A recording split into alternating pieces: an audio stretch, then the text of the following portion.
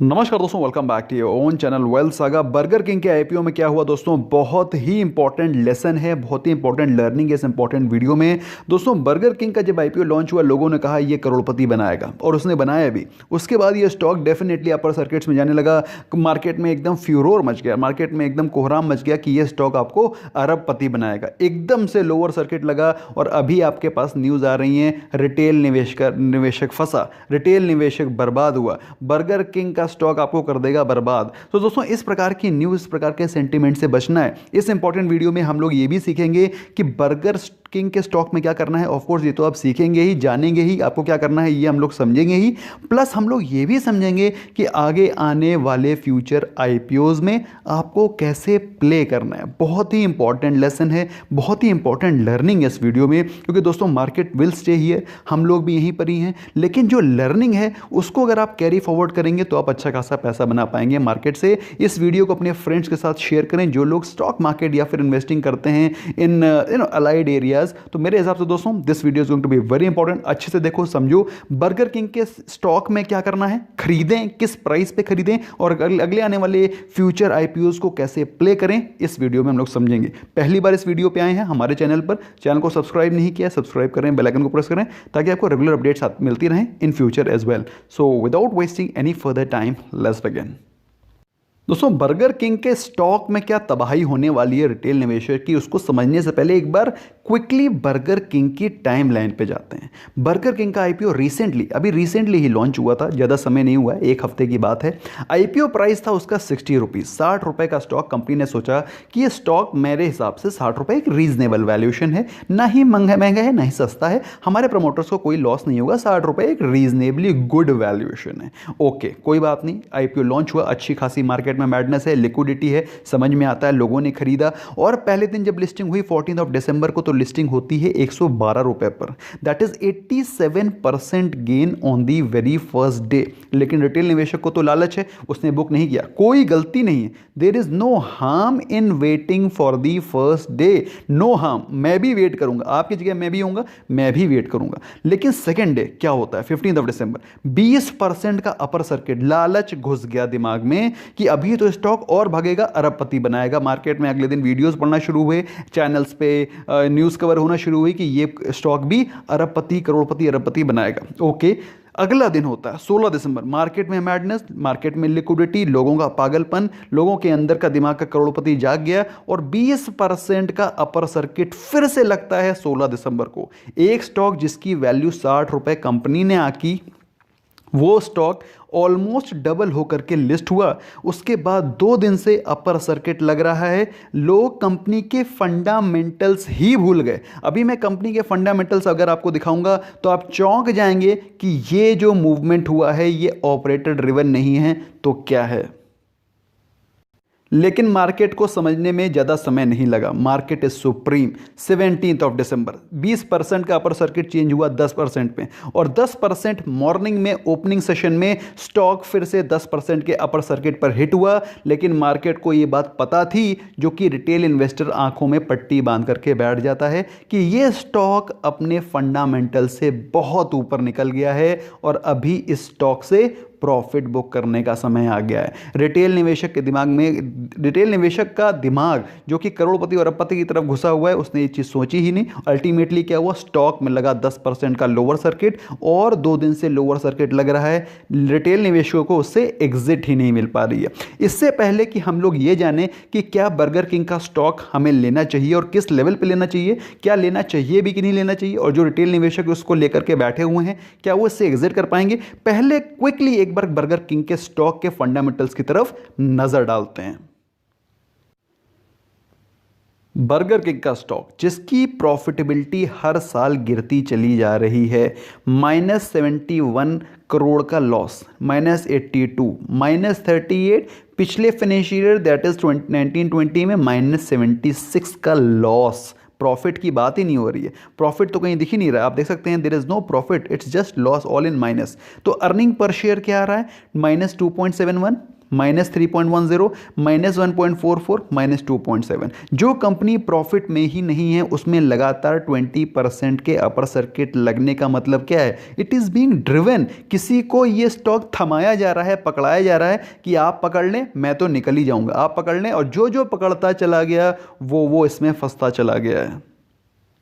Company की profitability देखिए, profitability ऐसा नहीं है कि कंपनी बहुत अच्छे प्रॉफिट में चली गई पिछले साल, ऐसा नहीं, एवरीथिंग इज नेगेटिव ओनली। बस ये था कि थोड़ा लॉस कम हुआ। अगर बात करें आरओई की, तो आरओई जमीन में छू रही है, -30% की आरओई है। बात करें कंपनी की लिमिटेशन की, poor profit growth, poor ROE, poor ROCE, company का लो इंटरेस्ट कवरेज रेशियो और हाई ईवी ऑब्लिक एबिटा। दोस्तों अगर आपको ये चीज़ पता नहीं है आरओई आरओसी क्या होती है, मेरे फंडामेंटल एनालिसिस के वीडियोस पढ़ें, must watch them, you will be able to understand कि किस कंपनी को किस प्राइस पे खरीदना है, क्या उसको खरीदना भी है कि नहीं खरीदना है। अगर आपने फंडामेंटल एनालिसिस की प्लेलिस्ट नहीं देखी है, you will fall trap of such kind of stocks in future as well. Please go and visit that fundamental analysis playlist right now. So दोस्तों अगर आपके दिमाग में एक क्वेश्चन चल रहा है कि अगर इतनी कंपनी के निगेटिव फंडामेंटल्स थे तो कंपनी का आईपीओ इतना अच्छा लॉन्च क्यों हुआ? दोस्तों वो इसलिए अच्छा लॉन्च हुआ क्योंकि कंपनी का जो आईपीओ का प्राइस था वो बहुत ही रीजनेबल वैल्यूएशन पे था। सो दोस्तों क्या हुआ, स्टॉक में जो लिस्टिंग हुई अच्छी हुई, very nice, company deserves that kind of good listing. लेकिन उसके बाद का जो जुनून और जो बाद का ग्रीड आया है वो गलत है। इसका मतलब क्या है? इसका मतलब यह है कि कंपनी के फंडामेंटल्स उतने भी खराब नहीं है कि कंपनी में निवेश ना किया जा सके। लेकिन जो चीज ध्यान रखनी है, सही प्राइस लेवल्स, किस लेवल पे खरीदना है, किस हद तक उस स्टॉक को खरीदना है, उसके पैसे देने हैं किस लेवल तक, वो लेवल ध्यान रखना बहुत जरूरी है। अब मैं आपको बताता हूं कि इस स्टॉक में आपको किस लेवल तक परचेस करना चाहिए, किस सही प्राइस वैल्यूएशन तक आप इस स्टॉक को खरीद सकते हैं। उसको बताने से पहले मैं आपको कंपनी के कुछ पॉजिटिव साइड भी दिखाता हूं। ऐसा नहीं कि इस कंपनी में सब कुछ खराबी है जो कि मार्केट में अभी चल रहा है। दोस्तों मार्केट में आपको अच्छा पैसा बनाने के लिए you have to be balanced, you have to see the good points also, you have to see the bad points also. अगर आप सिर्फ गुड देखते रहेंगे तो आपके साथ वही होगा जो अभी आपके साथ हो रहा है, दैट इज आप ऊपर के लेवल पे फंस जाएंगे। और हमेशा निगेटिव पॉइंट्स देखते रहेंगे तो आप कभी भी अच्छे स्टॉक को पिकअप ही नहीं कर पाएंगे। You have to keep a balanced view and then take a right price at which you have to enter stock, एक सही प्राइस पे। अगर मैं आपको बात करूं इस कंपनी की सेल्स ग्रोथ की, तो इसकी sales growth are increasing every year. अगर बात करें एक साल के परफॉर्मेंस की 33% ग्रोथ, पिछले 3 साल के परफॉर्मेंस की तो 54% ग्रोथ, और बात करें पिछले 5 ईयर्स की, डेटा तो हमारे पास नहीं है, बट अगर बात करें 3 साल के परफॉर्मेंस तक की तो दोस्तों 54% की ग्रोथ है। मतलब क्या है? मतलब यह है कि जिस सेक्टर में है उस सेक्टर में ग्रोथ है। लेकिन अगर आप इस स्टॉक को अगर महंगे वैल्यूएशन पे लेंगे तो गलती सिर्फ आपकी है, मार्केट की नहीं। अभी जो आपको मार्केट में माहौल बनाया जा रहा है दोस्तों कि स्टॉक में तबाही हो गई, स्टॉक में क्रैश हो गया, स्टॉक बर्बाद हो गया, तो दोस्तों इस स्टॉक में क्या करना है, उससे पहले मैं आपकी नज़रें लेकर के जाना चाहता हूं उन स्टॉक्स पे जो कि इस साल के बम्पर लिस्टिंग वाले स्टॉक हैं। पहला स्टॉक रोजरी बायोटेक लिमिटेड दोस्तों एक बम्पर लिस्टिंग के साथ ओपन हुआ, और उस स्टॉक ने जो बम्पर लिस्टिंग के बाद भी ऑलमोस्ट 680 के आसपास वो लिस्ट हुआ। उस स्टॉक ने हाई लगाए एज हाई एज 800, और 800 के बाद उस स्टॉक में क्रैश आना शुरू हुआ और वो स्टॉक फिर से वहीं पर आ गया एक हफ्ते बाद जिस प्राइस पे वो लिस्ट हुआ था।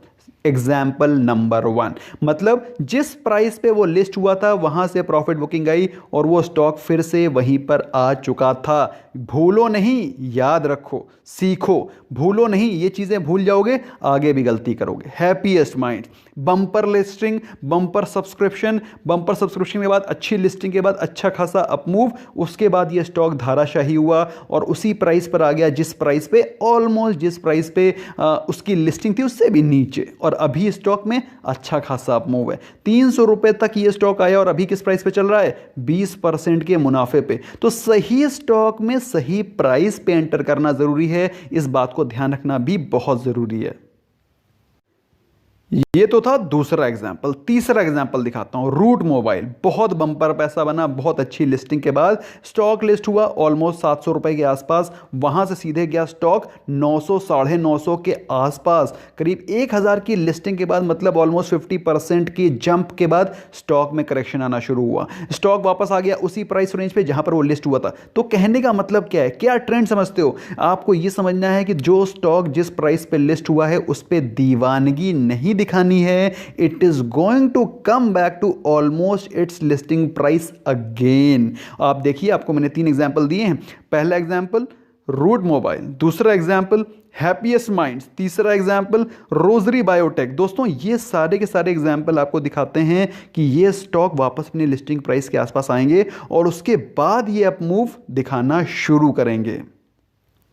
सो अब बात आती है बर्गर किंग में क्या करना है। दोस्तों ये स्टॉक जो कि लिस्ट हुआ था 112 115 के आसपास, मेरे हिसाब से कंपनी की जो लिस्टिंग हुई है वो उसकी रीजनेबल वैल्यूएशन है। उसके ऊपर अगर आप इसमें खरीद रहे हैं तो this is just share madness. और ग्रीड का और मैडनेस का कोई इलाज नहीं है, मार्केट आपका इलाज खुद करेगी।